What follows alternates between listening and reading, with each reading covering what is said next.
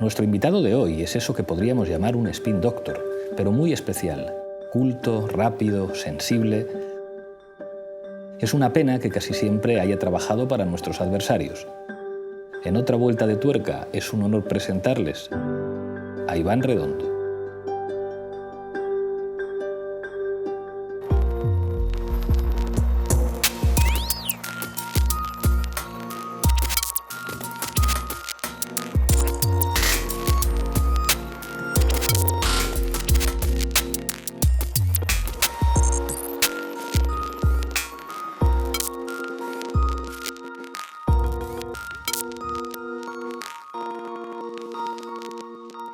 Iván Redondo, bienvenido a otra vuelta de tuerca. ¿Cómo estás? Pues muy bien. Bueno, en este programa siempre hacemos un pequeño homenaje al psicoanálisis al principio y pregunto a los invitados por su infancia. A mí me han contado que eras un estudiante muy empollón, que de pequeño ibas a los jesuitas. ¿Cómo era ese Iván Redondo? Bueno, fui a los jesuitas luego con la Universidad de Deusto, en la época de la universidad. Pero, pues bueno, yo creo que un niño callado, si quieres introvertido, ¿no? en muchos aspectos, pero luego sociable cuando tenía que ser sociable. Y hombre, yo no creo que sea empollón, yo creo que estaba entre el 5% de los mejores. Bueno, no es poco estar entre el 5% de los mejores. Había una profesora tuya que se llamaba Rosa Díez, pero no tiene nada que ver Rosa Díez de Urrestarazu. Efectivamente, que era, no solía poner sobresalientes y a ti te puso un 10 y te describía como un estudiante brillante y al mismo tiempo discreto, que eso normalmente en los hombres suele ser incompatible. Varón brillante, digamos, varón que quiere llamar la atención. ¿No era tu caso? ¿Cómo eras cuando estudiabas con esta profesora? Yo creo que siempre he sido una persona discreta. Yo creo mucho en la discreción, en la prudencia, y soy una persona que trata de prevenir siempre, pero desde pequeño. Soy muy respetuoso con todas aquellas personas que tengan cualquier tipo de ideología, siempre lo he sido. Me he educado así en casa. En mi casa somos 4 hermanos y todos absolutamente plurales. O sea, no te puedes ni imaginar. Piensa, mi madre es del Partido Nacionalista Vasco. Pero hay gente del PP, hay gente del PSOE. Es una institución en el País Vasco, ¿no? Bueno, el matriarcado en el que la madre es del PNV. Total, pero yo creo que soy muy parecido a mi madre en ese sentido, ¿no? Y buena parte de los valores de ella son los que, al menos yo como hijo, los he proyectado mucho. Yo creo mucho en la cultura popular y en la cultura de masas. Y en buena medida lo que le falta a la política española también es, y lo digo técnicamente, es decir, no estoy haciendo política, la gestión también de lo que quiere la gente. Y yo creo que en ese sentido es muy importante simplificar desde la honradez, no simplificar por reducir la realidad. Eso no, eso jamás. Pero yo creo en esa cultura popular. Y luego creo también en una cultura mucho más intelectual. O sea, yo siempre que he tenido ocasión de escribir, de plantear una idea, e incluso cuando nos ha tocado asesorar a políticos, le da mucha importancia a ese proceso de simplificación. Porque hay que hacer llegar el mensaje a la gente. Y te digo más, el mensaje siempre está en la gente. Solo hay que conectar con él, con nuestras experiencias, con nuestras vivencias, con las circunstancias de cada uno. Y hay que humanizarlo también. Y yo creo que es en ese sentido, eso es un poco lo que está viendo la política española también en este momento. Pero es fundamental. O sea, yo no creo en el elitismo en el que uno coge directamente, lanza una idea y nadie le entiende. Nadie le entiende, no. Y no creo en aquellos, y sospecho mucho de ellos, que no creen en la comunicación política. Pero te digo más, ni la comunicación política tiene todas las respuestas, ni el marketing político lo es todo. Quiero explicarlo. El programa político es fundamental. Nosotros como profesionales siempre le hemos dado importancia máxima a una cosa que es la política y saber hacer política, que es el terreno de las ideas, y luego ya se comunicará. Cuando simplificas tienes que ser muy honesto en el terreno de las ideas. Ese es el único, digamos, si quieres una línea roja, que yo creo que nunca hay que pasar. Estudiaste campañas electorales en Estados Unidos, en la George Washington. Digamos, ¿qué diferencia notaste en la manera en la que trabajan las campañas en Estados Unidos respecto a Europa? Porque es enorme. Bueno, aquí ha habido 2 grandes revoluciones que han invadido lo que se venía haciendo en Europa, en América Latina y en Estados Unidos, que son todas complementarias. Una para mí, lo digo para que la gente lo pueda entender fácil. En el año 2008, campaña de Obama, con ese Yes We Can. For when we have faced down impossible odds, when we've been told we're not ready, or that we shouldn't try, or that we can't, generations of Americans have responded with a simple creed that sums up the spirit of a people. Yes, we can. Yes, we can. Yes, we can.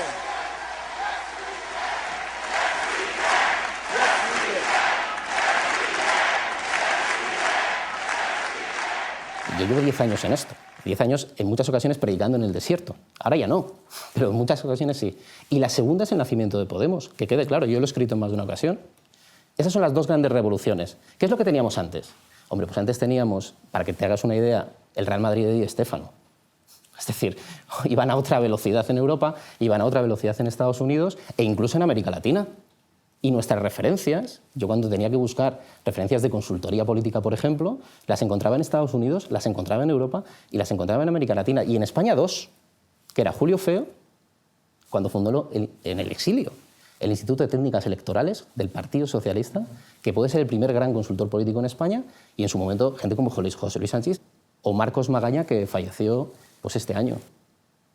Ese era, digamos, el campo que teníamos en España, muy por debajo. Pero no por profesionales, sino por cultura política. Entonces, durante mucho tiempo, tú tenías una idea y lo que se le ha dado más importancia es a la burocracia. Y te digo más, es una idea de España en la que España es más una administración que una sociedad civil. Que quede claro este mensaje. Y eso se ha roto completamente para mí con dos revoluciones, que se inician desde la comunicación. Muchas veces decís que la gente milita en los medios de comunicación más que en los partidos. Bien, desde esa idea se puede explicar muy bien lo que ha supuesto estos 10 años, estos dos grandes movimientos. Hay una palabra que se ha puesto de moda con Borgen, que es spin doctor. ¿Qué es un spin doctor? Bueno, pues yo creo que es una persona que se tira por un barranco por su cliente, ¿no? Por su presidente, por su candidato. Sin duda alguna. Y es una persona que tiene que saber de comunicación, como spin doctor, nace el concepto desde el punto de vista de la comunicación, ¿no? Y comunicación electoral, política y parlamentaria, son tres disciplinas distintas. Lo digo porque todo el mundo lo mezcla como un cajón desastre y cada una requiere un tipo de ajedrez distinto. Vamos a dejarlo ahí. Pero es una figura más asociada a la comunicación. Digamos una evolución del speak doctor, que es casi un portero, es decir, lo para todo, por su político, el que le cubre las espaldas, insisto, el que se tira por un barranco. Hay que evolucionarlo. Para desarmar a alguien, lo único que le tienes que decir es qué contenido hay detrás. Y esa es la revolución. Digamos, el spin doctor, esa es la figura troncal, ¿no? Asociada a la comunicación. Pero un estratega, que es la otra raza, tiene que dominar las dos áreas. El spin doctor puede dominar la comunicación, el estratega tiene que dominar la política. Tienes que saber los juegos, tienes que conocer las instituciones, tienes que saber lo que es el Consejo de Gobierno, lo que es el Consejo de Ministros. A mí que me ha tocado gobernar en una etapa importante para mí en lo personal y en lo profesional, y luego también asesorar externamente, he aprendido también de todos los errores que se pueden cometer cuando uno está dentro y fuera. Eso te hace, sobre todo, educar la mirada, que yo creo que es un concepto que, por favor, en España, desde el punto de vista temático, desde el punto de vista de lo que estamos debatiendo, que es la asesoría política, es imprescindible educar la mirada. Y yo creo que es mi criterio, es muy relevante. Voy a decirte una cosa, mira, a mí me ha tocado en el pasado comparecer en el Parlamento única y exclusivamente para hablar de asesores políticos, como consejero. O sea, me pasaba todo el día explicando lo que era la figura y diciendo, todo el mundo se tiene que enfrentar a un folio en blanco. En la vida, pero también en la política. Y la política es un deporte de equipo, el hiperliderazgo. El líder no es nadie sin un equipo detrás. La política, para que todo el mundo lo entienda fácil, la Fórmula 1, que en su momento estuvo muy popular en España. El coche y el piloto. El spin doctor, el estratega son los ingenieros. Y si no tienes buenos ingenieros y no tienes un buen coche, ¿el piloto qué puede hacer si eres muy bueno? Pues perder la carrera. Entonces, en ese sentido, es mi criterio. Yo creo que hay que entender como una cuestión de equipo todo lo que es la política. Se han puesto de moda últimamente las series de televisión que hablan de política, y en particular en nuestro país. O sea, incluso líderes políticos que no veían series ahora se ven obligados a verlas porque quedan muy mal cuando en una entrevista le preguntan por las series. Hay 3 o 4 que se han hecho muy famosas, te quiero pedir algún comentario sobre ellas. La primera es un clásico, el ala oeste de la Casa Blanca. Bueno, yo creo que no se puede entender la afición, ¿no?, que se está produciendo en España en torno también a la política, sin entrar primero en esos canales más alternativos, ¿no? En esa televisión de pago, en algunas ocasiones, o en Internet, o en esas... Os recuerdo que el ala oeste de la Casa Blanca, Administración Zapatero, se ponía en la 2. La veíamos 4 gatos, pero se ponía en la 2, ¿eh? La compró un gobierno de España para un ente público. Es una gran serie, yo creo que es el punto de inflexión. Es el final, también te voy a decir una cosa, para los que les gusten las series, de un determinado tipo de serie. Total. Porque a raíz de ahí empiezan Bueno, pues empieza The Wire, empieza otro tipo de series que son brutales y que te haces, voy a aprender mucho de política. Pero el ala oeste de la Casa Blanca, ¿qué nos enseña? Nos enseña qué presidente queremos, nos hace ver lo que tenemos con más crudeza y, digamos, es el mundo ideal de los asesores, ¿no? Todos en algún momento en política nos sentimos querer vivir uno de esos episodios. Total. ¿O no? De las cosas más bonitas que me han dicho es cuando aparece el presidente en el ala oeste de la Casa Blanca, que tiene todos esos defectos personales y esos elementos que tienen que ver con su personalidad, que aparentemente implicarían defectos, pero la condescendencia y la simpatía de la serie te lo presenta como un ser humano, con sus problemas, con sus contradicciones. Y eso, digamos que es algo que han construido históricamente muy bien los americanos. Presentar, digamos, esa informalidad de los líderes políticos, que el tipo, después de dar la orden de bombardear un país, aparece en zapatillas de deporte, jugando al baloncesto y con sus problemas personales. Claro, eso contrasta, porque eso, digamos, responde a una cierta continuidad en la manera de hacer cine y de hacer series en los Estados Unidos. Contrasta, por ejemplo, con House of Cards, en las que, digamos, no hay posible espacio para la simpatía, aunque haya un enorme espacio para la fascinación. ¿Qué te parece que representa House of Cards? Digamos, sería una serie peligrosa en las facultades de política, en la medida en que hay muy poquito espacio para el proyecto moral. Digamos, en lo que impulsa a Underwood en sus objetivos, digamos, en el guión hubieran podido dejar que hubiera algún tipo de proyecto político, pero es imposible discernir nada que vaya más allá de la ambición personal. Es muy valiente hacer eso en el cine, además con esa técnica heredada de la versión británica, ¿no? de romper la cuarta pared y de repente mirar al espectador y decirles esto es lo que voy a hacer. Puede ser un escándalo lo que voy a decir, pero yo creo que tendría que ser una asignatura de algunas facultades House of Cards. Lo creo realmente. Lo voy a explicar técnicamente. Yo defiendo mucho que hay que leer a 3 maestros de la sospecha. A Freud, que me lo has sacado al principio, a Marx, por supuesto que sí, y además a izquierda y derecha, ¿eh? Defiendo la lectura. Estos 2 y Nietzsche están presentes en House of Cards, sin duda alguna. En el ala oeste de la Casa Blanca están presentes otros autores. Te digo más, sería más la Ilustración. Claro. Sería ese gran abrazo a Rousseau, ese gran abrazo a Voltaire, claro. Ese gran abrazo, sin duda, a Jefferson. Hoy que sale Jefferson. Sí, las instituciones republicanas. Correcto, como la virtud de esas instituciones. Pero House of Cards es un modelo absolutamente brutal de contraste. Si quieres ver el presidente que queremos, te vas al ala oeste y ves el mundo ideal, el gobierno ideal, esa gran coalición.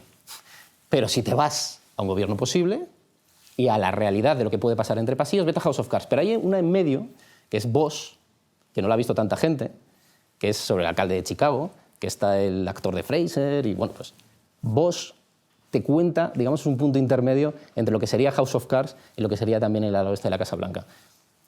Y al final lo que te cuentan es, no quiero ir al recurso fácil de Maquiavelo, pero realmente ni a Sun Tzu ni a Clausewitz, pero te están contando eso. Por supuesto, tienes que quitar toda la literatura de asesinatos, toda la literatura, sí. Evidentemente, lógicamente, ¿no? Pero técnicamente hay mucha verdad. ¿En qué? Y lo voy a explicar rápidamente si tuviéramos que hacer un memorándum. En analizar el punto de partida de cualquier situación, en cualquier escenario en política, es decir, que en política estás escrutado. Esto es muy relevante. Hoy aquí estamos en televisión. Estamos escrutados desde que entramos hasta que salimos. Es decir, nos están grabando siempre. En política es como si te grabaran siempre. Eso te enseña House of Cards. Analiza tu punto de partida, incluso cuando vas a hablar con cualquier persona. 2, define tus objetivos siempre. En una conversación, en una rueda de prensa, en una estrategia, en un plan de educación, lo que tú quieras. Define tu estrategia y haz un plan de acción. Y la clave de un plan de acción siempre es el calendario. El tiempo en política, a mí me lo dijo un político socialista hace muchos años, es lo más importante. Me dijo, Iván, porque al final todo el mundo acaba cadáver. Solo es cuestión de tiempo. El que controla el tiempo gana. Pero claro, hay un elemento en House of Cards que por eso me parece peligrosa, porque alguien podría decir, esto es una manera muy sencilla de entender el Maquiavelo del Príncipe, que entiende la política como técnica de Estado. Claro, pero Maquiavelo es un republicano. Es decir, Maquiavelo hace una descripción descarnada de cómo funciona el poder, pero digamos que recordaría, y de aquí vamos a hacer el salto a un personaje de Juego de Tronos, a Araña, que es un defensor de las instituciones. Es quien, de alguna manera, frente a la locura de Meñique, que solamente quiere ascender a través de la escalera, que sería el personaje que recuerda a Frank Underwood, el que de alguna manera solamente quiere avanzar hacia arriba y lo que quede detrás me da exactamente igual. Sin embargo, Maquiavelo sería un personaje, digamos, mucho más moral, en la medida en que dice, solamente conociendo el funcionamiento de las técnicas políticas, se puede uno acercar pues, a las instituciones republicanas, que son en última instancia las instituciones virtuosas que permiten un sistema de convivencia lo menos malo posible. Por eso es mentira, digamos, el maquiavelismo vulgar o el antimaquiavelismo que todavía sigue inspirando de esa idiotez de que el fin justifica los medios.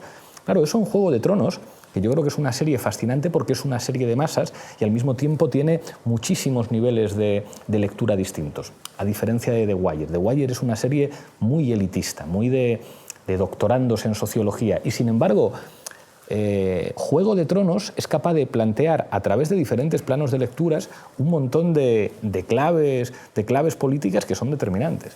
Pero ¿cuánto aprendes en The Wire y con David Simon? Bueno, vamos a decir una cosa.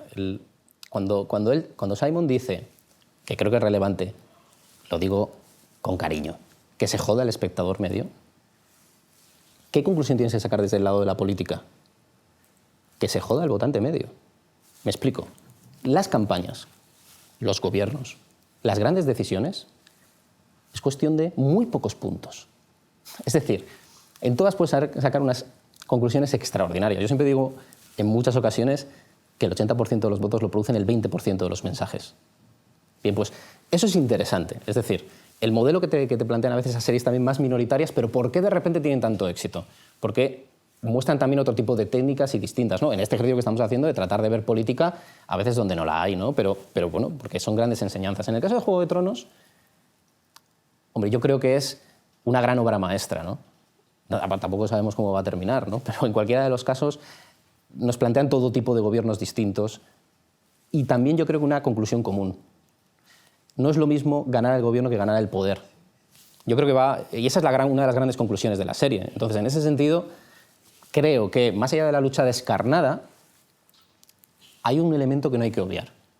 Nadie es tan importante. Exactamente, el pluralismo Juego de Tronos, o sea, la capacidad que tiene esa serie para colocarte en diferentes puntos de vista, el poder es una sombra o el poder es el poder.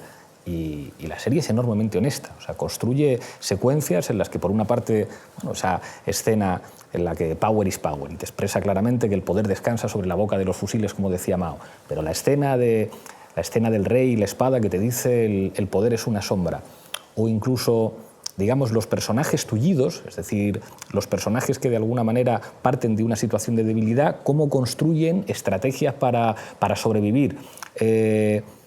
Los personajes femeninos en la serie, cómo construyen a partir de sus circunstancias de opresión, eso es una genialidad de Juego de Tronos, digamos, esa pluralidad de perspectivas que, bueno, te hace ver todos esos planos que operan en la política simultáneamente y que al final crean una coralidad en la que la decisión nunca puede ser unívoca. No hay, digamos, verdades absolutas en políticas que puedan desvincularse de su contexto. Te quiero preguntar por la serie que nos falta, que en este caso, digamos, sí plantearía la política en una clave que es muy española en este momento, que es Borgen, que es la política consociativa de un país en el que aparentemente no hay ningún problema de antagonismo grave, en la que hay una serie de partidos políticos que conviven en un espacio muy pequeño, Borgen, el propio Parlamento, y en el que de repente la política se convierte, ahora sí, de manera pura, como técnica de Estado con unas reglas muy concretas. En Borgen no hay asesinatos, en Borgen los escándalos son escándalos mediáticos. Es más, se construye, digamos, esa entrevista en televisión o el periódico sensacionalista, digamos, como una especie de elemento que desde fuera arbitra, pero en unos límites enormemente estrechos. ¿Qué piensas de esta serie? Bueno, Borgen es Albert Rivera en estado puro, ¿no? Puestos a ir a España. La parte interesante de Borgen es el papel de la mujer y la vida personal en política. Yo creo que esa es la gran fortaleza de esa serie, ¿eh? Y en el resto es una serie en la que, como bien apuntabas, en materia de pactos, bueno, pues es muy a la danesa. En España no tenemos esa cultura. Yo sí creo que con el tiempo vamos a ir a una España en la que va a haber más acuerdos. Y yo estoy por eso. Y creo que es lo que necesitamos todos. Y dejar los estereotipos a un lado. Ahí se tratan de dejar de muchas maneras. El primer episodio es brutal. El primer episodio, que nace en el momento en el que Virgin Nibor no quiere utilizar la campaña sucia, pero no quiero ser un spoiler, pero todo el mundo veremos como Virgin Nibor empieza a mancharse las manos a la danesa, insisto, no a la norteamericana ni a la británica, durante toda la serie. En cierta manera, es un gobierno en el que no es ni la primera, ni la segunda, ni sino que es un gobierno en el que puede gobernar cualquiera que tenga un gobierno parlamentario, y eso es lo que empieza a debatirse en España ahora. Yo digo una cosa, todos los gobiernos son legítimos porque al final los deciden los parlamentos. Y la gente decide diputados y esos diputados deciden sus presidentes y sus gobiernos. Luego ya se verá la acción de cada gobierno. Eso es lo que quizás el espectador español tiene que aprender de esa serie como Borgen. Y Borgen me recuerda mucho al discurso pues, de Ciudadanos, sin duda alguna. A vosotros os asocia mucho el Juego de Tronos, no solo porque tú lo hayas proyectado muchas veces, sino porque el Juego de Tronos, en cierta manera, digamos, una estrategia global, ¿no? Y es estar en estrategia permanentemente. A mí me parece honrado estar en estrategia permanentemente, ¿eh? Desconfío del que no la tiene. Entonces eso sería más vosotros, ¿no? Sí quiero decir que Pedro Sánchez en algún momento en esta investidura fallida ha sido un poco el ala oeste de la Casa Blanca. Yo en alguna ocasión lo he comentado. Ese dejad que Sánchez sea Barlet, sin duda alguna, y el PP, en ese inmovilismo como forma de poder, yo lo digo con cariño, Moncloa, dígame, sin duda alguna, que es una serie que los que bueno, pues estamos en la generación de menos de 40 la recordamos, muy divertida en España, y bueno, pues en cierta manera con cierto sentido irónico. No quería dejar de comentarte todo esto, porque en cierta manera las series lo que nos tienen que servir también es, en clave España, que podemos aprender de ellas, para sacar las conclusiones también con los políticos que tenemos, que están en transición todos. Te quiero preguntar por liderazgos y capacidad de comunicación, digamos, poniendo diferentes ejemplos. La nueva derecha. Hay una nueva derecha en diferentes lugares del mundo con una capacidad de comunicar muy especial. Uno de los ejemplos es Donald Trump, que yo creo que nos está sorprendiendo a todos y yo creo que sobre todo a los republicanos en Estados Unidos. Es de nuevo inevitable no recordar otra serie norteamericana, The Newsroom, en la que hay McAvoy, ese presentador que se presenta a sí mismo como republicano, aunque yo creo que en realidad es un demócrata, aunque no lo sabe, pero es un republicano que se ofende, digamos, de los neocons o de los planteamientos de los nuevos republicanos que se alejan de esa centralidad que siempre han tenido los republicanos en Estados Unidos. ¿Qué piensas de Trump? Bueno, te voy a decir, McAvoy es como Ronald Reagan, en cierta manera. Sabes que Reagan empezó en el Partido Demócrata y luego acabó en el Partido Republicano. Pero bueno, un Reagan más joven, es sin darse cuenta, o al menos es como yo lo veo. A ver, yo creo que una derecha con el planteamiento de Donald Trump, que utiliza, y voy a decirlo técnicamente, no desde el punto de vista peyorativo, yo jamás lo haría, el populismo en un sentido y dirigiendo unos debates hacia una exclusión, una división, es muy peligrosa para todo el mundo. También te voy a decir una cosa, probablemente Donald Trump es y se entienda bien lo que digo, el candidato americano de los últimos años que para los votantes blancos más se parece a Estados Unidos. I will build a great wall on our southern border and I will have Mexico pay for that wall. Mark my words. Otra cosa es que las presidencias en Estados Unidos las deciden muchos factores, ¿sabes?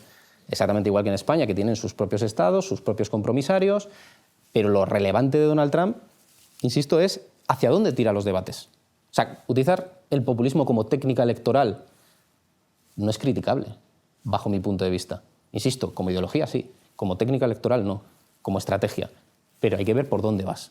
Lo digo ¿por qué? Porque cuando hay una zona de ruptura y tú vas a esa zona de ruptura, tú lo puedes estirar hacia la izquierda o hacia la derecha. A mí, ¿qué me gustaría? Como mucha gente, pues que sirviera Donald Trump, como puede ser Bernie Sanders, ¿para qué? Para entender dónde están los problemas estructurales en este momento en Estados Unidos. Como aquí en España, exactamente Podemos, Ciudadanos, PP y PSOE. Eso es lo nuclear. Lo peligroso es cuando ya se quiere ir hacia la exclusión o la división, que yo no la compro en ningún concepto. Y es lo que está haciendo Donald Trump en su recta final de campaña. También te voy a decir una cosa, en el momento que consiga la nominación, el otro día le vi con teleprompter por primera vez, cambiará el discurso, se pondrá el pin y será presidenciable.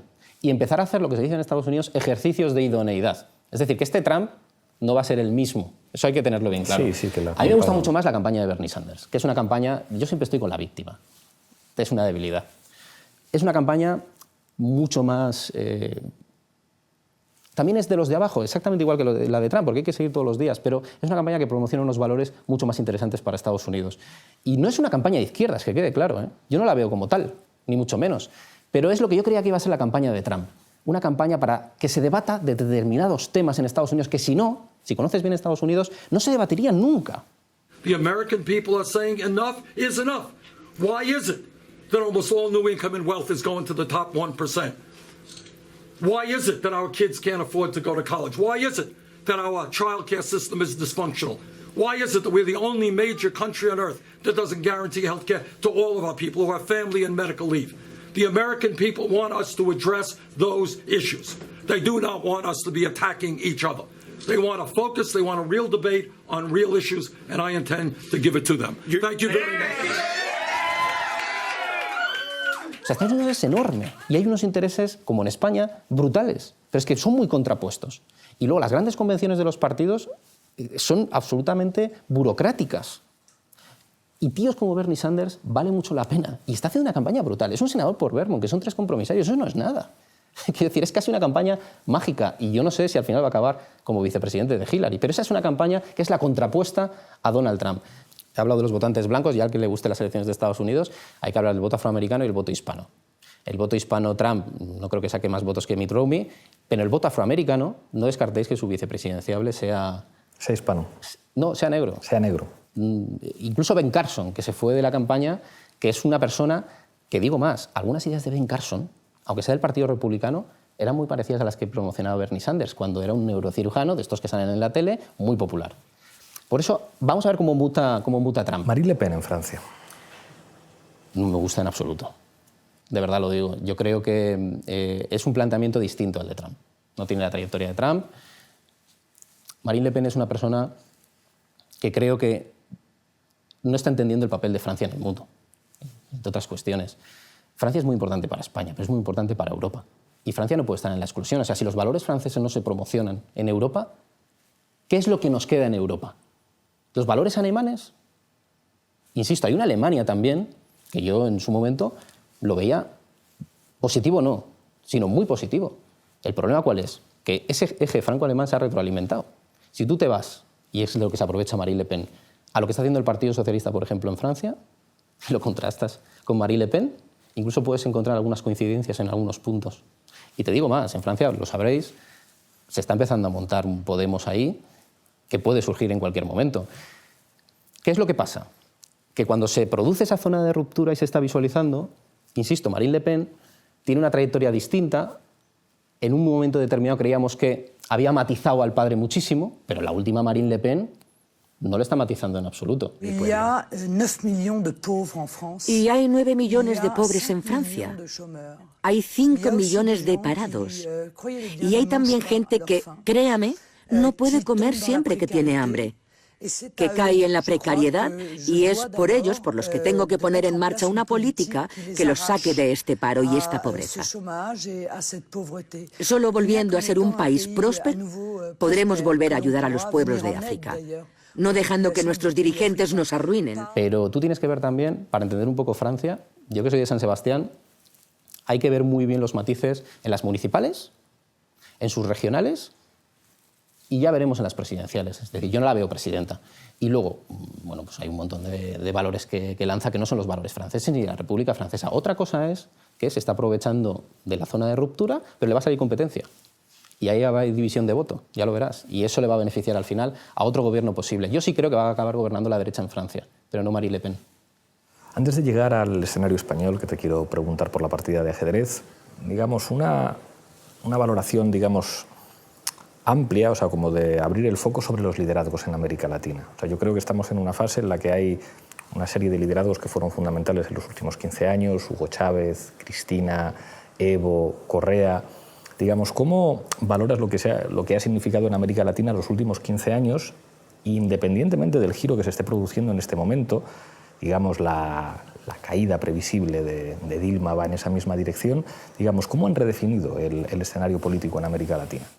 Mira, cuando se tiene experiencia de gobierno se sabe muy bien lo que es, muchas veces se dice, ¿no?, lo que es la poesía y lo que es la prosa, ¿no? Ahora todo el mundo puede estar... Ha habido más poesía que novela, y sobre todo en la izquierda latinoamericana. Yo creo que los gobiernos han sido, en los resultados finales, muchos de ellos, lo quiero dejar claro, por ejemplo, lo que pasó en Bolivia fue un auténtico escándalo. Y en ese sentido se entiende perfectamente los movimientos populares que al final lancen a Evo Morales, sin duda alguna, por ponerte ese ejemplo. Pero hay que entender muy bien el resultado de esos gobiernos. Al final se gobierna y queda una idea. Y yo sí creo que el resultado ha sido, quizás a excepción de Uruguay, muy pobre, en términos gubernamentales. Con todas las dificultades del mundo, Piensa que son sistemas distintos. Además, cuando hablamos de LATAM, por ejemplo, es que nos estamos equivocando siempre muchísimo, porque cada país es un mundo. Y son enormes y muy complejos. Pero a mí el balance que me ha quedado al final ha sido un balance lleno de buenas intenciones, pero en el acto, con muchas dificultades. Hay quien puede ver un avance en todo esto, y yo lo respeto, pero no han sido grandes gobiernos. De hecho, en los últimos 15 años no han tenido ni en la izquierda ni en la derecha grandes gobiernos. Ese es mi balance. Pero sí ha habido liderazgos importantes y no se pueden despreciar.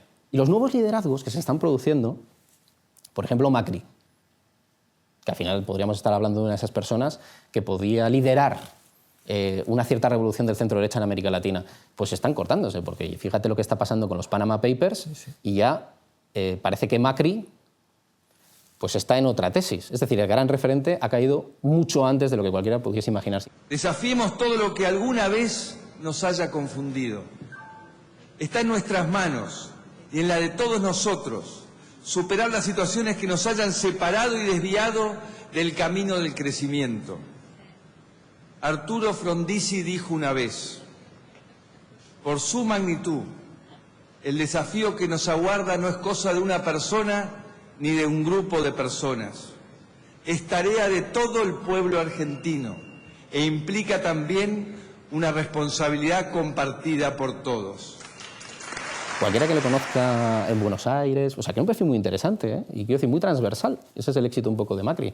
Pero, ¿por qué surge también ese otro movimiento? Porque los resultados han sido pobres de los gobiernos. Que yo no puedo juzgar, jamás me atrevería, ¿por qué? ¿Por qué no? Es que no me parece que desde Madrid nosotros podamos pontificar sobre otro país como no nos gusta que nos pontifiquen sobre nosotros. Entonces, en ese sentido, creo que al final gubernamentalmente han faltado técnica, ha faltado instrumentos, ha faltado... Y te voy a decir una cosa, ha faltado lo que ha faltado en España durante 10 años, que es que la izquierda y la derecha se sienten, se legitimen, que yo creo que es muy relevante, y acuerden lo que tengan que acordar también. Quiero que vayamos aterrizando en España. Lo primero que te pediría es un contraste. Yo tengo la sensación de que en los momentos de transición, de repente los viejos políticos, muchas veces como zombies o incluso como figuras que producen una enorme nostalgia, reemergen. Entonces piensas, ¿no?, en los viejos políticos vascos, Arzalluz, Garaikoetxea, Jaime Mayor, Johnny Vígoras, los viejos políticos catalanes, Pujol, Maragall. Los viejos políticos, digamos, de la política nacional contrastan enormemente con el ambiente político actual. Digamos, ¿cómo lo definirías tú a la hora de, digamos, tenemos más o menos la misma edad? O sea, ¿qué recuerdos tienes de hace 20 años cuando empezábamos a observar la política y los perfiles que aparecen ahora y que redefinen además incluso las condiciones de posibilidad de nuevos liderazgos en los nuevos partidos? Mira, yo te voy a decir una cosa que la creo profundamente. Es una provocación, ¿eh? Pero yo veo que España en su Parlamento empieza a parecerse más a la España actual. Los menores de 40 años son el 34% del censo hoy, y hay que diferenciar las 4 grandes generaciones: los niños de la guerra, la generación de la autarquía, la generación de la transición, que es la que hace 20 años tú y yo estábamos mirando, y la generación de la democracia, que somos nosotros. Es muy importante este apunte, y voy a decir la provocación. Si yo viera algún día como vicepresidente a una persona como Pablo Casado, que es un extremo, pero es una persona preparada, con estudios, con cierta humildad, es un buen tío, yo me alegraría, porque me sentiría identificado con esa vicepresidencia. Y si viera a Pablo Echenique exactamente igual, estaría orgulloso de mi país. Y te estoy diciendo 2 extremos. Eso no lo estoy viendo en este momento. Por eso estamos en una transición. Pero ahí el 34% del censo existe. Por eso nace Podemos. Y por eso, como consecuencia, te lo he dicho alguna vez, de Podemos, aparece Ciudadanos también. Voto protesta, voto propuesta, como lo quieras llamar. Los 2 son complementarios. Esa es una realidad que existe. Eso no pasaba hace 20 años, Pablo. No pasaba en absoluto. Y yo sí creo que tenemos que convivir. Con eso te quiero decir una cosa que creo que es lo único que los emergentes pueden cometer un error tremendo. A todas aquellas personas que han robado en este país, hay que apartarlas, hay que ir a por ellas sin piedad. Pero digo más, que creo que es relevante. A esas personas que han sido honradas y son mayores de 60 años, hay que buscarles también una salida digna, ¿eh? Y eso es lo que nosotros tenemos que hacer con la generación de nuestros padres y abuelos. Pero ellos tienen que saber, como dice Alfonso Guerra, cuando el tiempo te alcanza. Y el tiempo sí les alcanza. ¿Qué es lo que estamos viendo?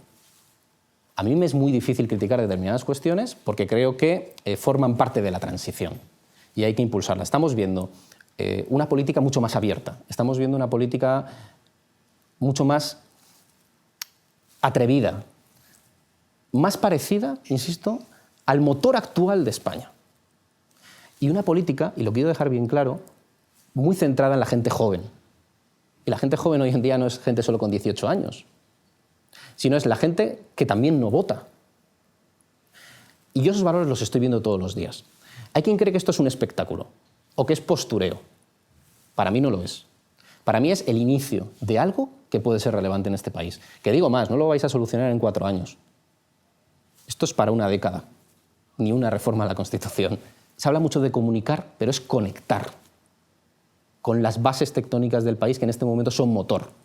Voy a ponerte un ejemplo. En el año 2011, muchas personas votaron al Partido Popular. Muchos padres y abuelos convencieron a sus hijos para hacerlo, votaron cambio. ¿Qué ha pasado en las anteriores, el 20D, el 2015? Que muchos de esos padres y abuelos han sido convencidos por sus hijos para votar a un partido emergente. No en gran masa, pero es lo que está pasando. Esa es la gran lección. Y eso es un periodo de transición. O sea, tú vete a la transición y verás exactamente lo mismo. Tienes que irte al 79 para ver al Partido Socialista con 5,5 millones de votos, como ahora. No puedes planear, tienes que meterte dentro, tienes que patearlo. Y yo creo que el problema es una oportunidad. Entonces, hay que estar con eso. Yo me siento no deudor. Te he dicho antes que llevaba 10 años predicando en el desierto y ahora no. Yo es que creo que hay que impulsar eso. El problema de este país no ha sido de regeneración política solo o democrática. Ha sido político, ha sido económico y ha sido de políticas sociales. Que quede claro. Y te voy a decir una cosa. El discurso económico, la izquierda tiene que hacer también una revisión de su discurso económico, como la derecha de sus políticas sociales. O sea, la visión burocrática de España, como una administración, es totalmente irreal. Y yo creo que quiero pensar, creo que es justo pensar, yo me pongo la chaqueta de pana, como veíamos antiguamente, y hay que estar ayudando a los 4 partidos, a esa generación, sin señalar a nadie honrado del anterior. Pero hay que estar en esa batalla. Has hablado de ajedrez para entender los movimientos de los últimos 3 meses y los movimientos que tocan en las próximas semanas. ¿Cómo juzgas el estado de la partida? Bueno, hay diferentes partidas, ¿no? Yo creo que hay una partida por el gobierno y otra partida por el relato. La más importante, por ejemplo, en vuestro caso en lógica de izquierdas, es obvio que hay una partida interesantísima. Ya alguna vez lo he explicado, está, para el que lo quiera ver, ese Partido Socialista que bajo mi punto de vista hace bien renovándose, pero también lo digo claro, hace bien renovándose, pero se comporta más como un partido emergente que como un partido con 137 años de historia. El coche rojo es la leche en este país, Pablo, porque ganes o pierdas, siempre puedes gobernar. O sea, el piloto es espectacular. O sea, tener el coche rojo no es lo mismo que construir un coche. Es distinto, son tiempos distintos. No es una partida desigual, que quede claro. Pero en este momento la estáis ganando vosotros. Esa es una lógica de izquierdas.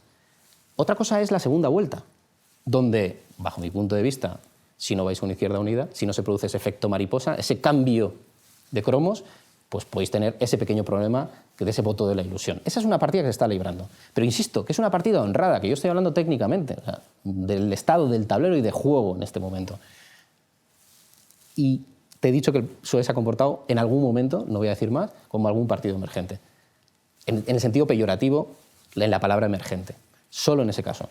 Y luego hay otra partida distinta, yo creo equivocada por parte del Partido Popular, con cierto complejo hacia Ciudadanos, que se está librando hacia la derecha, si quieres, un debate en la derecha en el que si tienen que ser derecha o tienen que ser centro-derecha. Y que creo que cosméticamente el PP no lo va a poder solucionar. El PP es la primera fuerza en España entre los mayores de 60, pero es la última de los 4 entre los menores de 50. Generacional. Eso quiere decir, que quede claro, fíjate Bernie Sanders con 72 años en Estados Unidos, que hay que desterrar a la gente que tiene 70 años. No. Es un debate de ideas. Y es un debate también de cierto ascensor económico y ascensor social que tiene que cultivar la derecha. El vuestro, en la izquierda, es un debate, para mí, que vuelve. Por eso te hablaba del 79. Que en cierta manera hay que volver a reinterpretarlo. Y bueno, pues vosotros habéis decidido reinterpretarlo desde una óptica que es renovar un poco lo que ha sido la izquierda siempre. Y a una cosa que a mí me divierte muchas veces, me divierte intelectualmente, ¿no? Hacer lo que casi nunca hace la izquierda, es decir, tratar de pasarte al polo opuesto y jugar con las mismas armas que juega el centro-derecha. Pero esas son las dos grandes batallas. Yo creo que las dos se van a librar con un cambio generacional, sin duda alguna. Pero, lo digo claro, con eso yo no estoy excusando al presidente del gobierno actual, ni mucho menos. O sea, yo creo que hace bien presentándose a la reelección y son estrategias totalmente honradas. Pero todos van a vivir una transición. Los que sois nuevos partidos no tenéis que vivirla, pero tenéis un reto. Te decía, construir gobierno, construir relato. Que construir relato sabéis, eso está claro, tanto Podemos como Ciudadanos. Pero construir gobierno está por ver. Y gobernar, que es importante, y tener resultados políticos. Pero bueno, eso es algo que yo creo que lo que tenemos que hacer como espectadores o como analistas, en mi caso, es tratar de apoyarlo. Cuando muchas veces se lanzan estereotipos, tanto a la derecha como a la izquierda, del pasado, cuando se apela al voto del miedo, que esa es otra subbatalla que ha quedado absolutamente muerta técnicamente en la última campaña, volvemos a una serie de políticas que ya no existen en esta España. Insisto, ahora se está en otro tipo de debates. Cuando estamos hablando de las listas abiertas, cuando estamos hablando de una nueva ley electoral, la que sea, ya no te digo la reforma de la Constitución, que la veo difícil, porque necesitáis todavía generar las personas adecuadas que se pueden sentar. Antiguamente se metían en una sala fumando puros y ahí sacaban directamente constituciones o lo que sea. En este momento, lo que queráis. Pero todavía esas personas no están en el tablero. Hay algunas, pero no están todas. Vamos llegando al final, te tengo que hacer la rueda de reconocimiento y el cuestionario. Empiezo por el cuestionario. ¿Una película que recomendarías para entender la política? Con todas puedes extraer lecciones políticas, con la mayoría, ¿no? Pero yo creo, para entender la política, te lo voy a contestar de otra manera, para entender cómo yo veo la política, El Club de los Poetas Muertos, sin duda alguna, que además te hace un repaso espectacular, ya que te he hablado tanto de poesía, de la literatura del 19 de los Estados Unidos, con Walt Whitman, con Robert Frost, imprescindible. Mi capitán. Y Oh Capitán, mi capitán, que tú sabes que es un poema que hace Whitman en homenaje a Lincoln. Entonces yo creo que esa visión de la política, y además envejece muy bien en el tiempo, porque es una película que nosotros conocemos, pero que, por ejemplo, yo tengo una hermana que tiene 10 años menos que yo, la ve y le sigue gustando. Y es una película muy recomendable. El Club de los Poetas Muertos, pero por favor, que no se queden solo en la película, que vayan también, que creo que es relevante, a la literatura del 19 de los Estados Unidos. ¿Un político o una política a la que te hubiera gustado asesorar? Hombre, yo tengo muchos, la verdad. He tenido muchas conversaciones entre libros y entre discursos con algunos.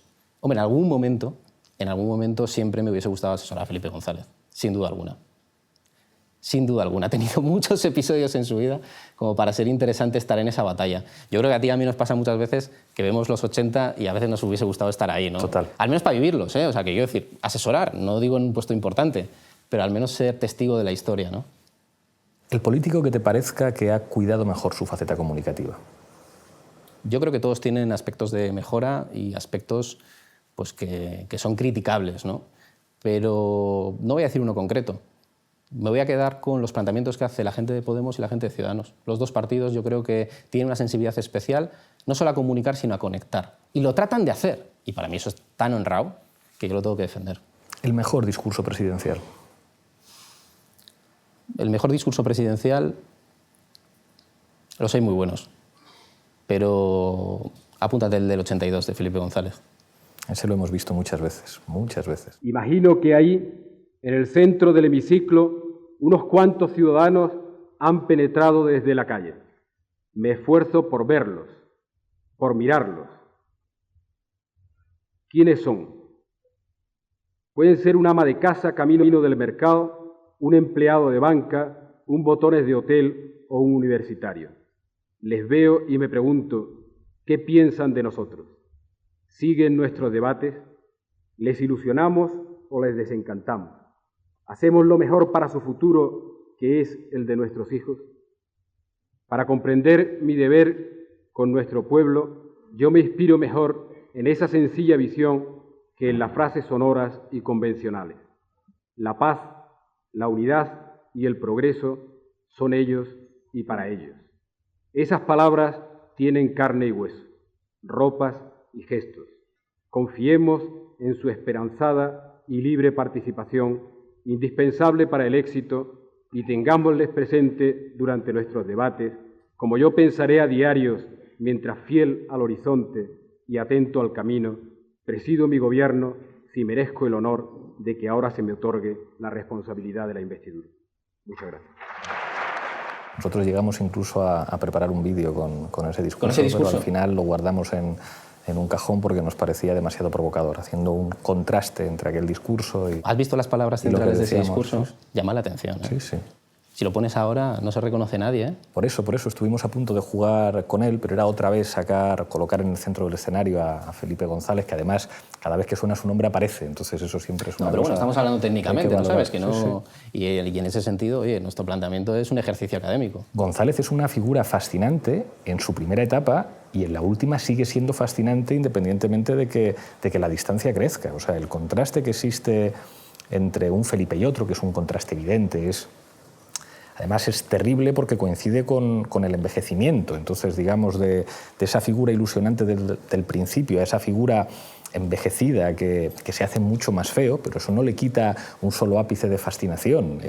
El tipo sigue siendo enormemente lúcido y sigue teniendo esa capacidad de provocar y de que su personalidad condicione el mensaje, que a mí eso me fascina en todos los políticos. Me fascinan los políticos cuya personalidad se tiene que imponer. Me ocurría con Arzayus, por ejemplo. Es como Arzayus, cuando aparecía en la televisión, era como que se calle todo el mundo, que quiero escuchar qué es lo que está diciendo. Pujol tenía otro carácter, digamos, más discreto, si quieres, pero también, de alguna manera, la personalidad de Pujol aparecía. Es uno de los elementos que a mí me fascinan de Julio Anguita, no solamente sus ideas, sino cómo la personalidad y el carácter y el estilo del tipo condiciona el mensaje y además condena a todos sus sucesores. A lo mejor la palabra mediocridad es muy injusta, pero claro, ¿quién puede ser líder de Izquierda Unida después de Julio Anguita? Nadie, ya está. Es como con Julio Anguita se acabó la posibilidad de un liderazgo de esas características. Y esos líderes han estado en todos los partidos. Johnny Dígoras, en la izquierda Berchale, ahora le recuerdo en el Parlamento Español, no pongáis vuestras sucias manos sobre Euskadi. Eso marca una época en el País Vasco. Y de alguna forma yo creo que ese tipo de liderazgos en los que la personalidad se impone condicionan la manera que se percibe todos los demás. Y un detalle importante, ya que sacaba Julio Anguita. Bueno, yo tengo mucha admiración a Izquierda Unida. O sea, yo creo que un partido que durante tantos años ha vivido tantas situaciones de agravios, por supuesto todos las viven, pero hablamos de Izquierda Unida, pero que ha tenido un líder como Julio Anguita, que supo también irse cuando se tiene que ir.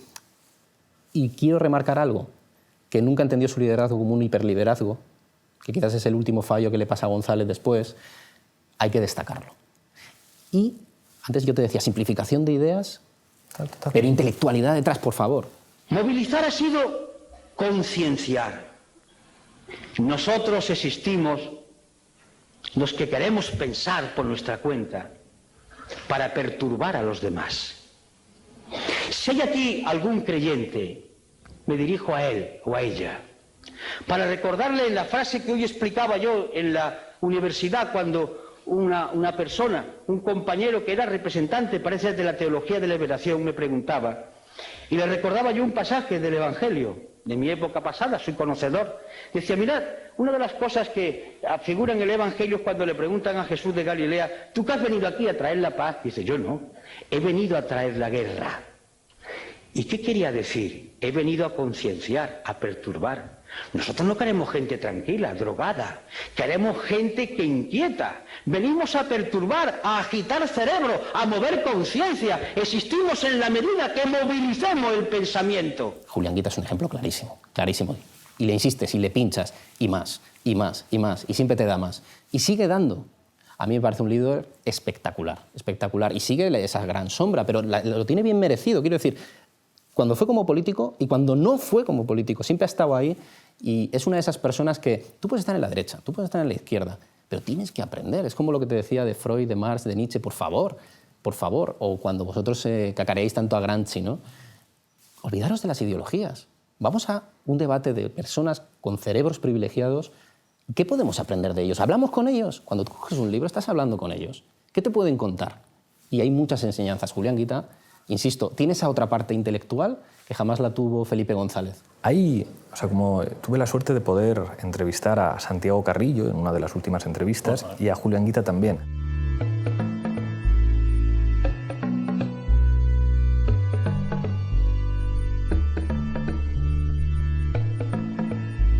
contraste es llamativo porque Carrillo es históricamente mucho más relevante. O sea, Carrillo es la historia de la izquierda española del siglo XX. O sea, Carrillo es probablemente el dirigente de la guerra civil que llega a la década del 2000 en plena lucidez. Es, digamos, la historia del comunismo que pasa por todas sus fases, pero al final, en tanto que uno de los políticos más hábiles de la historia de este país, seguramente su final político es un final, digamos, que nadie desearía para sí mismo. Y seguramente Carrillo, en el momento en el que tiene que enfrentarse a algo que es curioso, ser político y no tener que enfrentarte como candidato a un proceso electoral, digamos, hasta que pasan 40 o 50 años de tu vida política. Y claro, en ese contexto no funciona. Y sin embargo, la personalidad de Julio Anguita, que es mucho menos representativo de la historia del PC español y de la historia de la izquierda española, es una personalidad que conecta tanto hasta el punto de que eso facilita que se le pueda ridiculizar. Siempre las grandes personalidades se pueden ridiculizar. Eso ha ocurrido con Anguita, ha ocurrido con Arzayus, ha ocurrido con Felipe González. En tanto que la personalidad es más intensa, es más fácil cachondearte de eso. Pero no deja de ser algo fascinante cuando hay personalidades que condicionan el escenario y que cambian el terreno de juego. Y eso sería muy difícil que tú le preguntes a un español que en este momento tenga más de 50, incluso más de 40, y cuando digas Felipe González y por consiguiente no eche una carcajada. Es decir, totalmente. Es decir, no solo la caricatura, sino que todo ese posicionamiento, ¿no? Talento natural, bien trabajado, bien trabajado. A mí me gusta mucho ver el contraste entre los dos debates del año 93, puede ser. Sí, el 93. Uno es de Campo Vidal, no sé si el siguiente debate, la revancha, lo presenta también Mariñas. Y es clarísimo cómo el primer debate lo pierde González y lo pierde seguramente pues como Underwood, digamos por arrogancia, por llegar a un debate sin habértelo preparado, sin tener por lo visto... Y él decía que había tenido un problema con el vuelo desde Las Palmas. Eso es, que se había mareado y no sé qué. Me va a permitir que le haga una pregunta. ¿Cuántos debates han organizado ustedes en Antena 3? Este es el cuarto. Sí. ¿Cuántos han hecho sentados? Este es el único. De acuerdo. Siga usted, por favor. Tiempo para el señor Aznar. ¿Por qué le da usted permiso para seguir o no seguir al señor moderador? No me da permiso, simplemente termina. Le voy a decir usted una cosa, señor González, para que la opinión se te haga confundida. El próximo debate lo hacemos, si quiere usted, de pie. Encantado de la vida. O lo hacemos sentado en una butaca, o lo hacemos de pie, como usted quiera. A mí me da igual. Señor moderador, con su permiso, pues que efectivamente el señor candidato del Partido Socialista ha exigido cerrar este programa, ha exigido intervenir el último en este programa, cuando los acuerdos entre los dos partidos afirmaban que eso se determinaría de mutuo acuerdo entre ambos partidos. De todos modos, señor Aznar, señor González, en la medida... Debe ser el moderador el que aclare cómo se ha producido.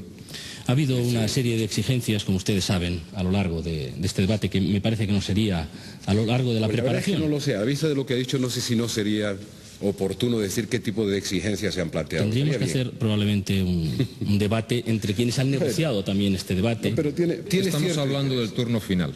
Sí, estamos hablando del turno final. Yo con mucho gusto lo hago. Pero tiene cierto interés. Con mucho gusto lo hago, saber quién ha planteado exigencias y de qué manera. Lo cierto es que el problema era el último minuto y no había acuerdo. Entonces yo tenía preparado un plan, empezaría el debate Aznar, cerraría la primera parte Aznar, empezaría la segunda parte Aznar, pero en el último minuto el último sería el que en aquel momento era el presidente del gobierno. Yo se lo expuse a ellos y Venegas dijo, por mí ya vale.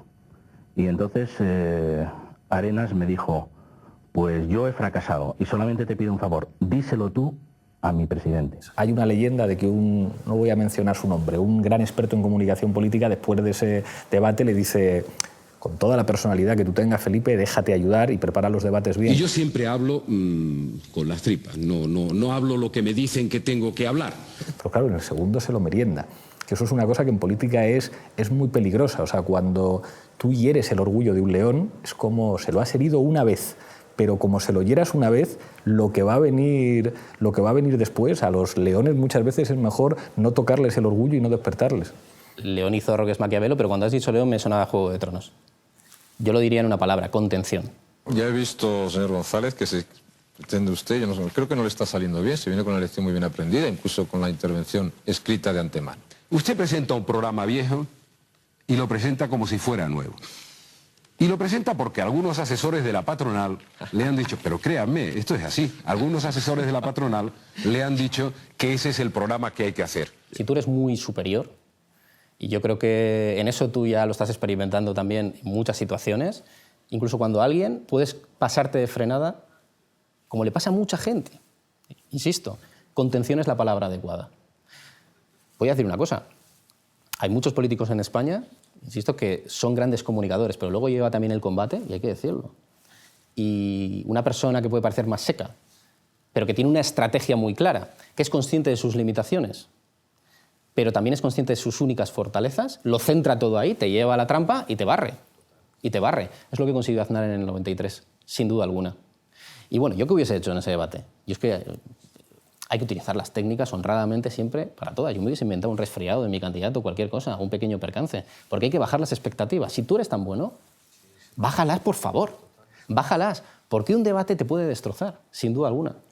Es así. Seguimos con la rueda de reconocimiento. John Fitzgerald Kennedy. Bueno, pues se ha dicho muchas cosas de él, ¿no? Yo creo que evidentemente un gran político, histórico, por supuesto que sí.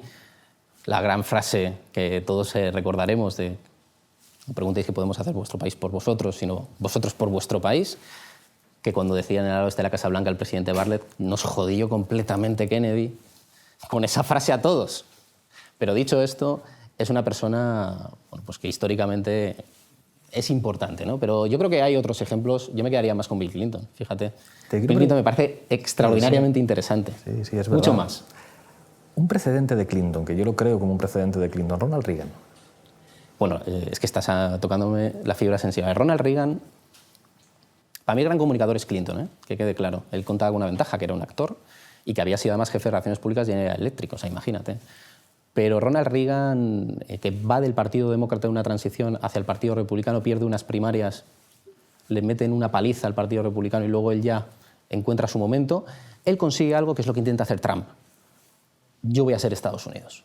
Y Estados Unidos se va a identificar conmigo. Y solo 2 mensajes. Yo me acuerdo perfectamente de la campaña de Reagan, la he estudiado muchas veces. Bajar los impuestos y construir un Estados Unidos fuerte. Y con eso consiguió personalizarlo. El funeral de Reagan en Estados Unidos fue espectacular. Y la gente se identificaba con él. Pero insisto, ¿qué era? Un geómatra. Totalmente geometría. Mires por donde lo mires. Y comunicación política, por supuesto que sí. Liderazgo, por supuesto que sí. Y luego lo interesante.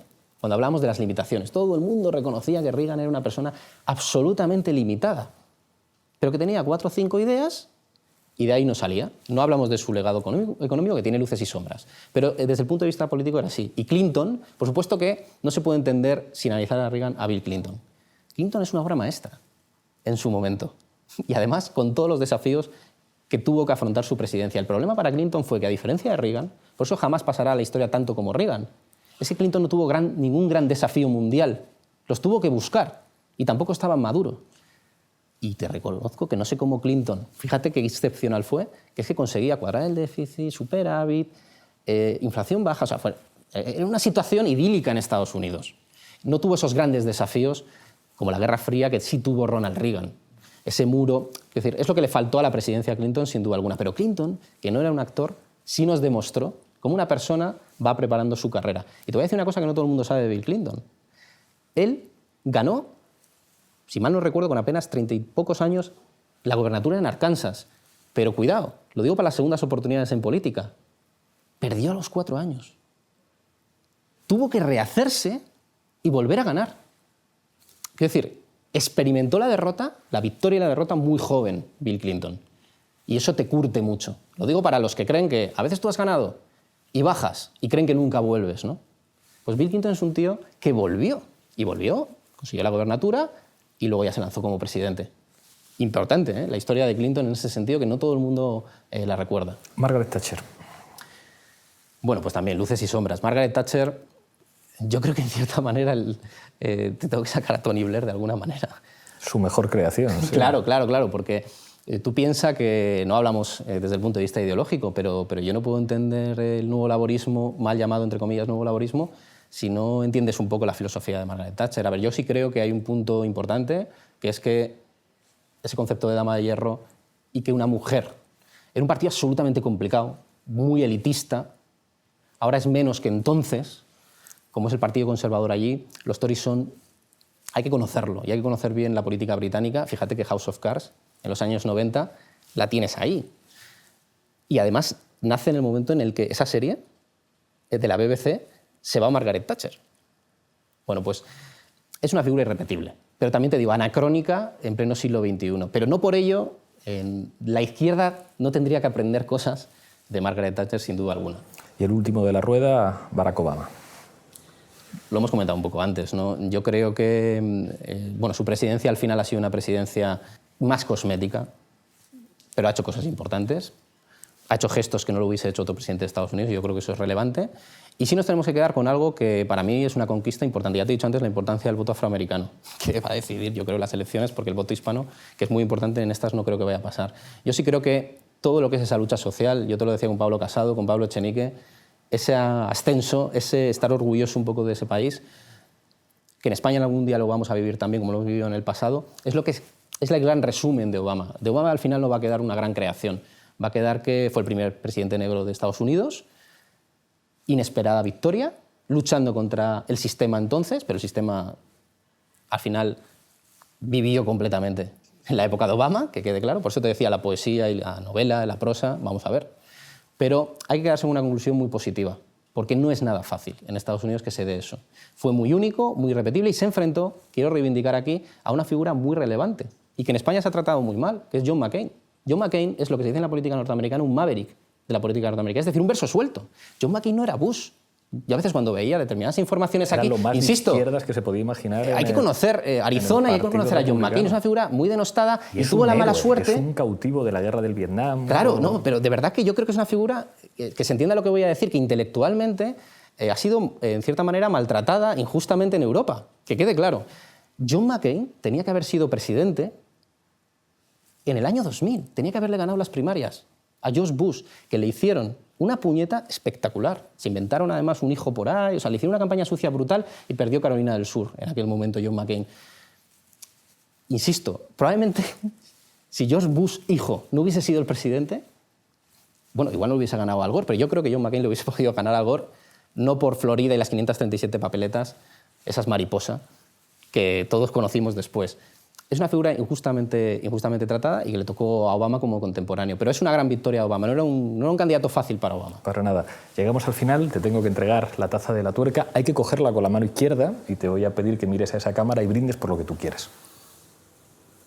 Bueno, yo creo que los tiempos han cambiado y la política tiene que cambiar con los tiempos y creo firmemente, y es lo que defiendo siempre, el entendimiento entre la izquierda y la derecha. Y como le voy a hacer un poco la puñeta a Pablo, yo le he traído a darle una cosa. Que es este peón.